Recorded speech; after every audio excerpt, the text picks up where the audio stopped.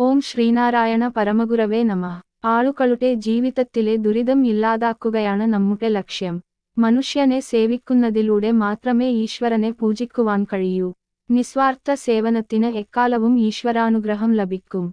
ഗുരുദേവ സൂക്തങ്ങൾ. സൃഷ്ടികർത്താവ് ഒന്നേയുള്ളൂ. ഈ അറിവു തന്ന ഗുരു ഒരു ജ്ഞാനദാനിയായി ഈ അറിവിന്റെ ലോകത്തെ നമുക്ക് പരിചയപ്പെടുത്തിത്തന്നു. ഈ സൃഷ്ടിയുടെ ആദിമധ്യാന്തം അടങ്ങുന്ന പാലനയുടെ പൂർണ്ണതയും സൃഷ്ടികർത്താവിലടങ്ങിയിരിക്കുന്നു. സ്നേഹസമ്പൂർണതയുടെ ഉദാഹരണമായ ഭഗവാൻ സർവശക്തിവാനും സർവഗുണ സമ്പന്നനുമാണ് എന്നതിന്റെ ഉദാഹരണമാണ് ആകാശവും വായുവും ഊർജവും ജലവും ഭൂമിയും. നമ്മുടെ ജീവിതത്തെ നിലനിർത്തുവാൻ നമുക്കു നൽകുന്ന സഹായഹസ്തം അഥവാ ദാനമായി തരുന്നതൊക്കെയും. ഈ സൃഷ്ടിയിലെ മനുഷ്യരചനകൾ പരമാത്മ സൃഷ്ടിയുടെ സഹായികളാണ്. ഓരോ ജന്മത്തിനും ഈ പ്രപഞ്ചപ്രവാഹത്തെ സഹായിക്കുന്ന തന്റെ കടമയുണ്ട്. അതിൽ സഹജീവികളെ സഹായിക്കുന്ന കടമയും അടങ്ങിയിരിക്കുന്നു.